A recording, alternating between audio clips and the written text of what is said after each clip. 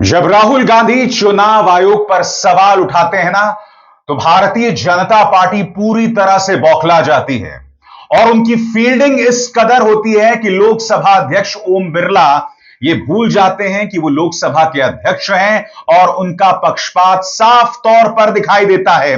और आज एक बार फिर वही दिखाई दिया। सबसे बड़ी बात दोस्तों, राहुल गांधी जब भाषण दे रहे होते हैं तो आप लोकसभा के अध्यक्ष के चेहरे का तनाव देख सकते हैं, और उसी चेहरे को देखिए जब प्रधानमंत्री नरेंद्र मोदी अपनी बात रख रहे होते हैं। चेहरा किस कदर प्रसन्न चित्त होता है। आज जब राहुल गांधी ने चुनाव सुधार पर बहस की शुरुआत की तो उन्होंने सीधा प्रहार किया आरएसएस पर। उन्होंने कहा कि आरएसएस का मकसद था गांधी के भारत को खत्म करना, जहां संस्थाएं जवाबदेह हों जनता के प्रति, उसे खत्म किया जा रहा है। और जैसे ही राहुल गांधी आरएसएस का मुद्दा उठाते हैं, आप देखिएगा दो तरह के गतिरोध पैदा होते हैं। पहले, खुद लोकसभा अध्यक्ष ओम बिरला संसदीय मंत्री को बोलने की इजाजत दे देते हैं। दूसरा, जब ब्राजीलियन मॉडल का जिक्र होता है और ब्राजीलियन मॉडल की तस्वीर कांग्रेस के सांसद दिखाते हैं, तब आप देखिएगा ओम बिरला किस कदर बौखला जाते हैं। मगर आपको यह जानना जरूरी है कि राहुल गांधी के भाषण के किस हिस्से पर भाजपा से लेकर लोकसभा अध्यक्ष ओम बिरला बुरी तरह से बौखला गए।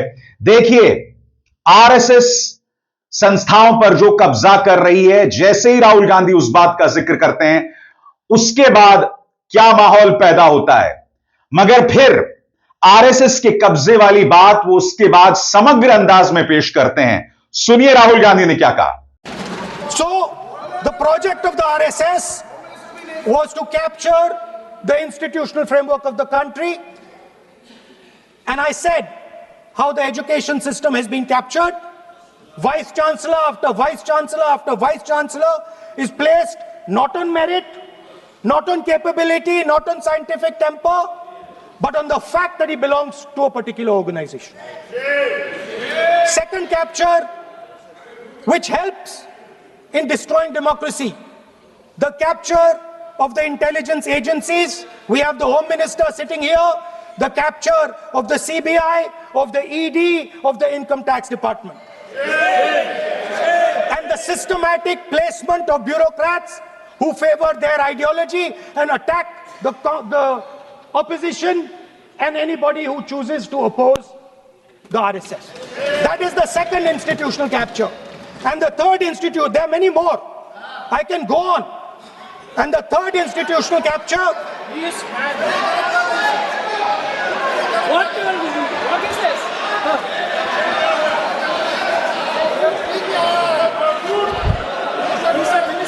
मानिए प्लीज मानिए।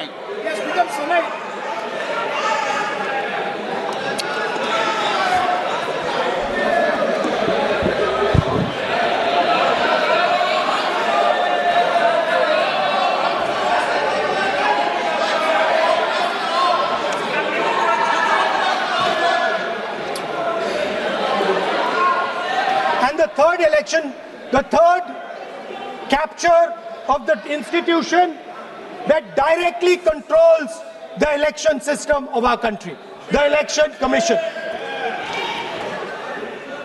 Now, I am not saying this without proof.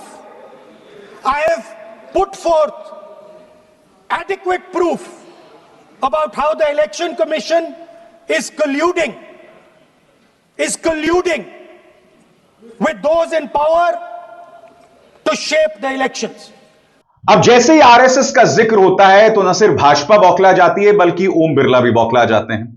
Om Birla का पक्षपात साफ तौर पर दिखाई दे रहा था।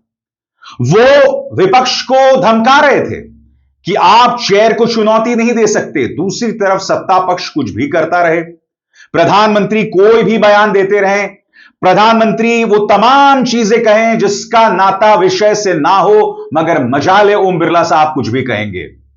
देखिए किस तरह से इजाजत दी जाती है संसदीय मंत्री को अपनी बात रखने के लिए। And so the process started, and the RSS attempted to capture one institution after the other. And I will give some examples so that it is crystal clear that this is the case.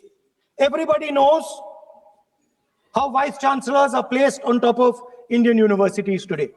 Every single person knows this.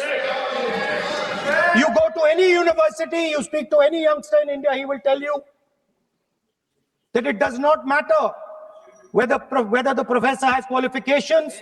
It does not matter whether the professor has a scientific temperament. The only thing that matters is the professor belongs. माननीय सदस्य एक minute माननीय सदस्य चुनाव सुधारों पर चर्चा हो रही है। सर ये मैं उसी पे कर रहा हूँ। आप किसी भी संगठन का नाम जो इस हाउस में उसका नाम ले लें। नो एलओपी है तो इसका मतलब ये नहीं है। एलओपी का मतलब नहीं, आप जनरल बात बोलो। आप राष्ट्रपति भाषण में बोले जनरल बात। सर हम लोग सुनना चाहते हैं। स्पीकर सर हम लोग सुनेंगे शांति से। हम लोग शांति से सुनना चाहते हैं और ये आप लोग सुनिए ना क्या कहना चाहते हैं। धमकी देंगे आप? हम लोग सुनने के लिए बैठा है। अभी तक नेता प्रतिपक्ष एक शब्द चुनाव सुधार पे अभी तक आया ही नहीं है। संसदीय कार्य मंत्री बोल रहे हैं। मैं स्पीकर का परमिशन से ही बोल रहा हूँ। हम सुनने के लिए बैठे हैं। अरे हम सुनने के लिए बैठे हैं। नेता प्रतिपक्ष चुनाव सुधार के लिए जो सुझाव देंगे सुनने के लिए तो हम बैठे हैं, लेकिन चुनाव सुधार को नहीं बोलते हुए कहा जो इस सदन से कोई वास्ता नहीं, जो संगठन उसका कहानी किसी और का बोलना ये कोई उचित नहीं है। समय बहुमूल्य है, समय का मर्यादा भी है। सबका सब यहाँ सुनने के लिए बैठे हैं और ये समय बहुत कीमती है, इसलिए हर एक पल अच्छा शब्दों का कोई अच्छा ज्ञान दे, सुझाव दे, सुनने के लिए हम लोग बैठे हैं। मेरा एक सीमित अनुरोध है नेता प्रतिपक्ष से, आप विषय पर ही रहिए। हम लोग सब बैठे हैं, गृह मंत्री जी भी सुनने के लिए बैठे हैं, लेकिन आप विषय पर नहीं बोलेंगे तो जो विषय तय किया गया है उसे क्या मतलब है। अगर चुनाव सुधार पर ही नहीं बोलेंगे तो फिर इतना समय सबका क्यों बर्बाद करना चाहते हैं नेता प्रतिपक्ष। Should I leave? Then you speak. You don't need to. Should I leave? You speak then. You speak. What is it? You are parliamentary affairs minister. You are a parliamentary affairs minister. You are disturbing the lobby. How can it be? You are a parliamentary affairs minister. You are disturbing the subject में नहीं आपके lobby. आपका lobby subject में ये विषय कर रहे हैं। The discussion. One second. The discussion is about the vote and electoral. The discussion is about the vote. एक मिनट सर मुझे बोलने नहीं। एक मिनट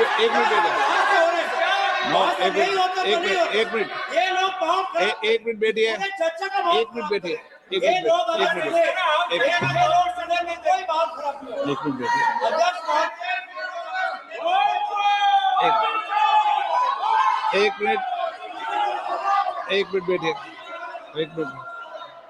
माननीय सदस्य न बैठे बैठे अनऑफिशियली बोल रहे हैं, उस विषय बोल रहे हैं।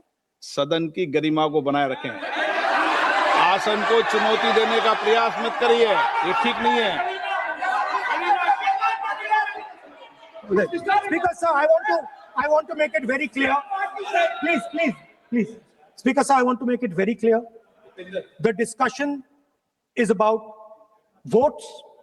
The discussion is about the stealing of votes. The discussion is about the SIR, and I am framing my discussion about votes. Yes.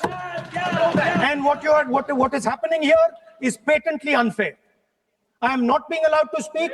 I am being disturbed, and I put my protest here. That is. I have done absolutely nothing wrong. I am talking about the subject. In order to capture the vote, you have to capture institutions. I am saying that institutions of India are captured, and I will come to the point which is Election Commission is captured. और उसके बाद वो मंजर जब Brazilian model की तस्वीर पेश की जाती है। आप में से जो लोग भूल चुके हैं दोस्तों, ये वो ब्राजीलियन मॉडल है जिसकी बहुत चर्चा हुई थी जब राहुल गांधी ने अपना हाइड्रोजन बॉम्ब फोड़ा था। राहुल गांधी ने इसी ब्राजीलियन मॉडल का जिक्र किया था, जिसका जिक्र कई जो है पहचान पत्रों में आ रहा था। यह एक तस्वीर जिसके जरिए कई जगह वोट दिए गए अलग अलग नामों से, और कांग्रेस के सांसदों ने जैसे ही राहुल गांधी अपनी बात रख रहे थे, जाहिर सी बात है पूरी तैयारी थी। राहुल गांधी के भाषण को लेकर उनके सांसदों को विश्वास में लिया गया था, इसलिए जैसे ही राहुल गांधी ब्राजीलियन मॉडल का जिक्र करते हैं, वो तस्वीरें सामने आ जाती हैं और फिर आप देखिए ओम बिरला कैसे बौखलाते हैं। देखा जाए। We have a Brazilian woman who appears 22 times on the voter list of Haryana. Please know 22 times this lady appears.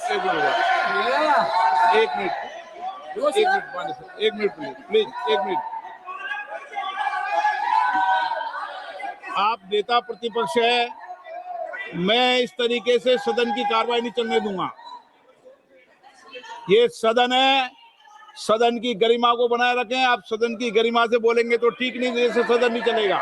No, गलत तरीका है आपका, नहीं होगा। आप ले रहिए। नहीं, माननीय प्रतिपक्ष के नेता, आप पहले अपने सदस्यों को समझाइए। नहीं चलेगा, नहीं, ठीक नहीं है। नो, नहीं, बिल्कुल नहीं चलेगा। अगर आप सर माननीय प्रतिपक्ष के नेता, आप अपने सदस्यों को गरिमा समझाइए। सर, but ये तरीका आप इतने सालों तक यहाँ पर हैं, ये तरीका उचित है क्या? सर, विरोध का तरीका होता है, लेकिन ये उचित तरीका नहीं है। तरीका इधर भी हो, नो, उधर का तरीका क्या है सर? नो, सबका तरीका उधर से होगा, उधर से भी बोलेंगे, इधर से बोलेंगे, सब जगह से बोलेंगे। Speaker sir, I don't agree with the showing of photographs here, but it is a reflection of our democratic structure. This is what is happening in our democracy, that you're not allowing us to show. This Brazilian woman has appeared 22 times on the voter list in Haryana. And not only that, there is one woman whose name has appeared 200 times, more than 200 times in one booth in Haryana. And it is very clear, and I have proven without doubt, that the election of Haryana was stolen and the theft was ensured by the Election Commission of India. I've said it again and again and again. Now, Rahul Gandhi ने लगातार सवाल पूछा कि क्या वजह है कि आपने चुनाव आयुक्तों के चुनाव से चीफ जस्टिस ऑफ इंडिया को हटा दिया। उन्होंने कहा कि जब इसका चुनाव होता है तो मेरे सामने प्रधानमंत्री और अमित शाह होते हैं और एक तरफ मैं होता हूं, मेरी बात बिल्कुल नहीं सुनी जाती। तो क्या वजह है कि सीजेआई को हटा दिया गया? यह असुरक्षा बताती है। दूसरी बात, राहुल गांधी कहते हैं कि आज तक किसी ऐसे प्रधानमंत्री ने ऐसा नहीं किया कि जो चुनाव आयुक्त होता है उसके गुनाहों पर पर्दा डाल दें, यानी कि ऐसा कानून ला दें कि बाद में ये जो भी गलती कर रहे हैं इसकी सजा उन्हें ना दी जाए। और इससे आपकी नीयत का पता चलता है। राहुल गांधी ने यह भी पूछा कि आखिर क्या वजह है कि आपने सीसीटीवी को लेकर जो नियम था वो बदल दिया। वो इसलिए क्योंकि आपकी नीयत में खोट है। सुनिए राहुल ने किस तरह से प्रहार किए इन तीन मुद्दों को लेकर। and the third election, the third capture of the institution that directly controls the election system of our country, the Election Commission. Now, I'm not saying this without proof. I have put forth adequate proof about how the Election Commission is colluding with those in power to shape the elections. But I want to ask three questions first, which will make it very clear that the BJP is directing and using the Election Commission to damage India's democracy. The first question, why is it that the CJI was removed from the selection panel of the Election Commissioner? What motivation could there be to remove the CJI. Do we not believe in the CJI? Of course we believe in the CJI. Why is he not in that room? I sit in that room. It is so-called a democratic decision. On one side, Prime Minister Narendra Modi and Mr. Amit Shah. On the other side, the leader of the opposition. I have no voice in that room. What they decide is what happens. So the first question, why is the Prime Minister and Amit Shah so keen on choosing exactly who the election commissioner is going to be? Second question, and even more devastating question. No Prime Minister has done this in the history of India. In December 2023, this government changed the law. They changed the law to make sure that no election commissioner could be punished for any action they take while they are election commissioner. Yes. Immunity. Why would the Prime Minister and Home Minister give this gift of immunity to the election commissioner? Why would they need to give this tremendous gift that no Prime Minister has given ever before to the election commissioner? Yes. Mr. Shah is looking into the ceiling. Maybe he will answer this question when he speaks. And finally, why was the law with regards to CCTVs and the data that they contain changed? Why was a law put in place that allows the election commission to destroy CCTV footage 45 days after the election? What is the need? The answer given is it is a question of data. It is not a question of data. It is a question of stealing the election. Now, what is the result of this institutional capture? What is the result of controlling the Chief Election Commissioner and the Election Commission? First of all, we have a set of election campaigns that are tailored for the Prime Minister. 3-month, 4-month, 5-month long campaigns are taking place so that the Prime Minister's schedule can be fitted in to the program. और फिर राहुल गांधी ने सुझाव भी दिए, और वो सुझाव क्या क्या है आपके स्क्रीन पर। मशीन रीडेबल बनाइए डेटा को, सीसीटीवी को खत्म मत करिए, ईवीएम का आर्किटेक्चर हमें बताइए, क्योंकि बकौल राहुल गांधी ये ईवीएम्स कैसे बनी है हम नहीं जानते। हमें ईवीएम में प्रवेश चाहिए, और प्रवेश से उनका मतलब था कि हमें बताइए ये ईवीएम कैसे बनता है, विपक्ष से आखिर इसे क्यों छिपाया जा रहा है। और उन्होंने कहा कि चुनाव आयुक्त को कानून के दायरे में लाइए, यानी कि चुनाव आयोग अगर कुछ गलत करता है तो उनकी गलती की सजा उन्हें मिलनी चाहिए। अगर वो रिटायर हो जाएं तो इसका मतलब यह नहीं कि वो दोषमुक्त हो जाएंगे। क्या सुझाव दिए राहुल गांधी ने, वो भी सुना जाए। When we are talking about electoral reform is very simple. The point is, nobody wants to do it. The government doesn't want to do it. What does electoral reform require? What we've been saying. Number one, give machine readable voter lists to all political parties 1 month before the election. That's the first step. The second step is take back the law that allows the destruction of CCTV footage. Very simple, not difficult. While you're doing that, also tell us what is the architecture of the EVM. Give us access to the EVM. Let our experts go and see what is inside the EVM. Till today, we have not had access to the EVM. We are not shown the architecture of the EVM. We're not physically allowed to go and see an EVM. Give us the architecture. Give us access to the EVM. And finally, please change the law that allows the election commissioner to get away with whatever he wants to do. That's all the electoral reforms you need. And I want to assure the election commissioner that they might be under the impression that this law lets them get away with it.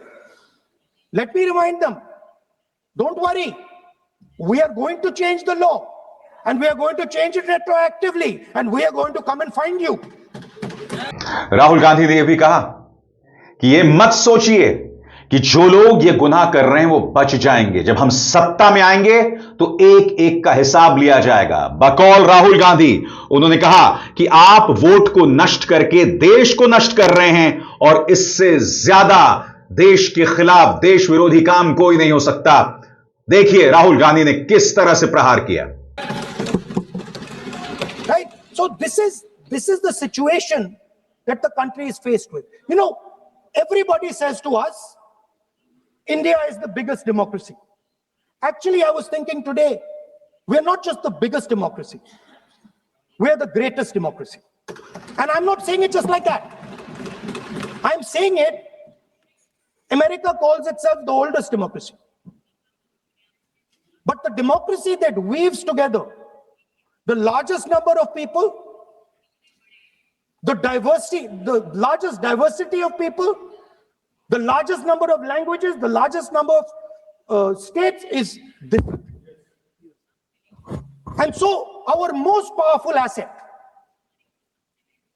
the thing that stitches together the entire concept of modern India, stitches together the fabric of modern India, brings people together, allows them to build this great nation, is being attacked by these people. They're destroying it. You know they're destroying it. I know they're destroying it, and they know they're destroying it. And I'd like to conclude by saying that the biggest anti-national act you can do is vote chori. There is no bigger anti-national act that you can do than vote chori.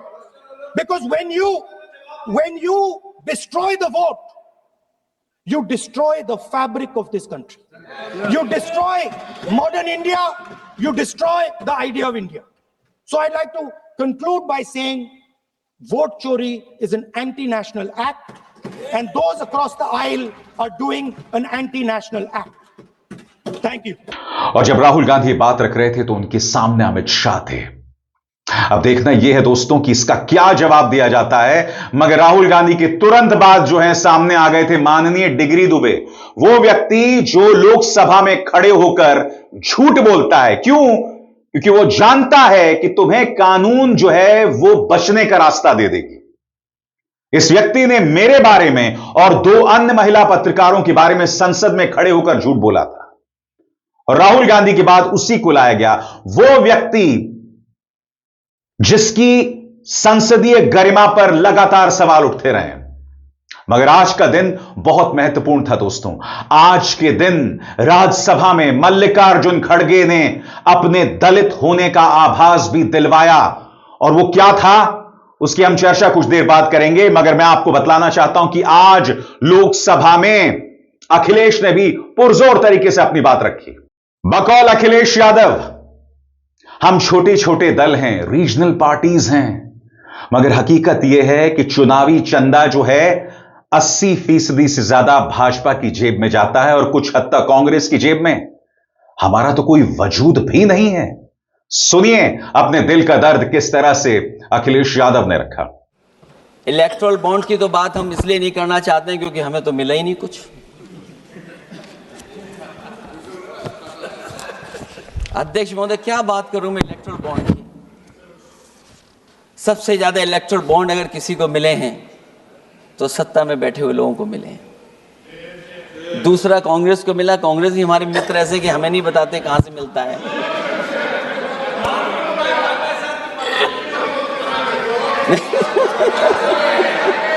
अध्यक्ष महोदय, सबसे ज्यादा चुनावी खर्चा इनके पास, दूसरा खर्चा इनके पास। हम लोगों का भी तो कोई ख्याल रखे अध्यक्ष महोदय,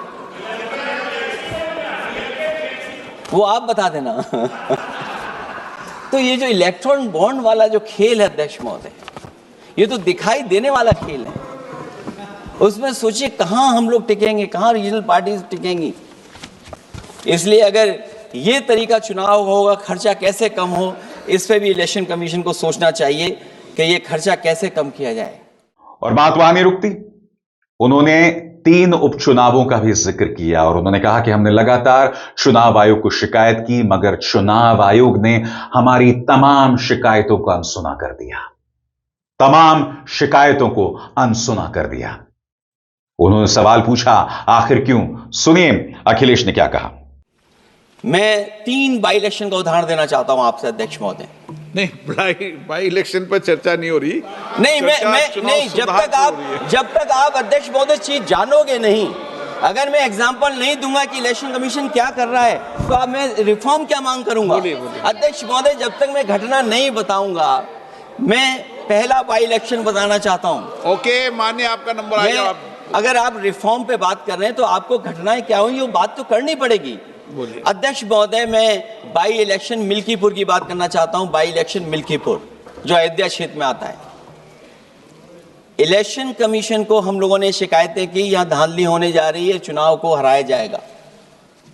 वहां की सरकार ने मिलकर के किस अधिकारी को पोस्ट करना है, किसको प्रिसाइडिंग ऑफिसर बनाना है, और हम लोगों ने रंगे हाथ पकड़ा लोगों को।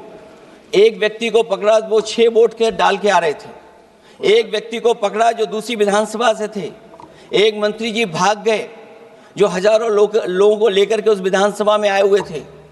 तो ये बातें मैं इसलिए बता रहा हूं कि अगर हमें रिफॉर्म करना है तो रिफॉर्म तभी संभव है जब हमारा इलेक्शन कमीशन निष्पक्ष होगा। इसलिए अध्यक्ष महोदय, मैं कांग्रेस पार्टी के सुझाव से सहमत हूं कि पहला सुझाव उन्होंने दिया है और हम समाजवादी पार्टी के लोग भी ये मानते हैं कि जो इलेक्शन कमीशन के अपॉइंटमेंट का जो तरीका है वो तरीका बदला जाए। वो कम से कम ऐसा हो, पारदर्शी हो, निष्पक्ष हो, दिखे कि हमारी भी कुछ भागीदारी है। अखिलेश यादव ने सीधा प्रहार चुनाव आयोग पर भी किया है। बकौल अखिलेश यादव, जब तक चुनाव आयोग निष्पक्ष नहीं होगा यह पूरी प्रक्रिया बेमानी है। और किस तरह से पुरजोर तरीके से उन्होंने मुद्दा उठाया, आइए सुनते हैं।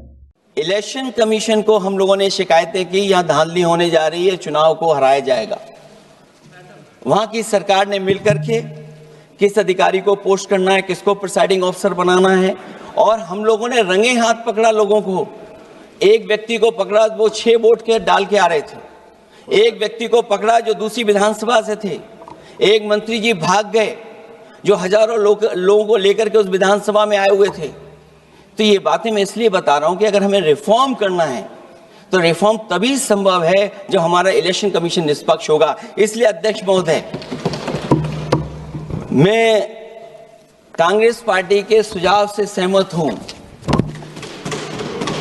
कि पहला सुझाव उन्होंने दिया है और हम समाजवादी पार्टी के लोग भी ये मानते हैं कि जो इलेक्शन कमीशन के अपॉइंटमेंट का जो तरीका है वो तरीका बदला जाए। वो कम से कम ऐसा हो, पारदर्शी हो, निष्पक्ष हो, दिखे कि हमारी भी कुछ भागीदारी है। उधर राज्यसभा में बहस का मुद्दा था वंदे मातरम का, और आज मल्लिकार्जुन खड़गे कांग्रेस के अध्यक्ष और राज्यसभा में नेता विपक्ष मल्लिकार्जुन खड़गे ने निहायत ही भावात्मक अंदाज में अपना मुद्दा रखा। सामने थे उपराष्ट्रपति और राज्यसभा के सभापति सीपी राधाकृष्णन। उन्होंने उनसे सवाल पूछा बौखला कि तुम्हारी प्रॉब्लम क्या है, और जवाब में देखिए वो क्या कहते हैं। बकौल मल्लिकार्जुन खड़गे, मेरा प्रॉब्लम है कि मैं एक दलित हूं और मुझे मंदिर में नहीं जाने दिया जाता, शादी में घोड़े पर बैठने नहीं दिया जाता, गांव के कुएं से पानी नहीं पीने दिया जाता। और अब देखिएगा राज्यसभा के सभापति किस कदर बौखला जाते हैं। देखा जाए नजारा। What is your problem? Any unparliamentary. No. What is your problem? If anything unparliamentary, My do not do. problem is that No. दलितों को मंदिर में नहीं आने देते। That is My not- problem is That is you want to- शादी में घोड़े पर बैठना चल नहीं देते। My problem is that No. गांव के कुएं से No. पानी Karge ji, ये when you are talking कोई about Vande नहीं Mataram, there is करते। no और problem in the house. सड़क पर When you are going after the subject, all the problems are started. पीटा जाता है, अपमानित किया जाता है। No. Sir, Nothing will go on record. जबरदस्ती- Nothing will go on record. और जैसे मैंने बताया दोस्तों, आज का दिन वंदे मातरम पर बहस का दिन था राज्यसभा के अंदर, और मल्लिकार्जुन खड़गे ने बहुत ही खूबसूरती से आरएसएस और कांग्रेस का फर्क बता दिया। सुना जाए। सर, आज भी हम कहते हैं कि इनकी पार्टी बीजेपी आरएसएस का गीत अलग है, क्योंकि इनका गीत अलग ही है, ये वंदे मातरम नहीं है। हमारा गीत वंदे मातरम है और आरएसएस का झंडा अलग है और तिरंगा हमारा है। आरएसएस की किताब मनुस्मृति है, हमारा संविधान है। ये साफ है कि आरएसएस और बीजेपी की भले ही आज नींद से जागी है, इसीलिए बहस कर रही है। कांग्रेस ने वंदे मातरम को आजादी के आंदोलन का नारा बनाया और आजादी के बाद राष्ट्रगीत का दर्जा कांग्रेस ने दिया। वैसे आज का दिन दोस्तों सोनिया गांधी के जन्मदिन का भी दिन था, मगर आज अदालत उनके लिए एक नई चुनौती लेकर आया। यह आरोप लगाया जा रहा है कि भारत का नागरिक बनने से पहले उनका नाम वोटर्स लिस्ट में था। प्रियंका गांधी वाड्रा सामने आई, उन्होंने कहा यह सरासर गलत है। कांग्रेस कह रही है कि देखिए किस तरह की यह शैतानी है कि सोनिया गांधी के जन्मदिन के मौके पर यह फरमान आ जाता है। सुनिए प्रियंका गांधी वाड्रा अपने मां के पक्ष में क्या बोलती हैं। कब आज सुबह? क्यों, किस बात पे? नागरिक बनने से पहले उन्होंने वोटर लिस्ट वोट डाला है देश में। प्रमाण है उनके पास? बिल्कुल झूठ है, बिल्कुल झूठ है। उन्होंने वोट तब डाला जब वो सिटीजन बनी। प्रमाण दिखाएं।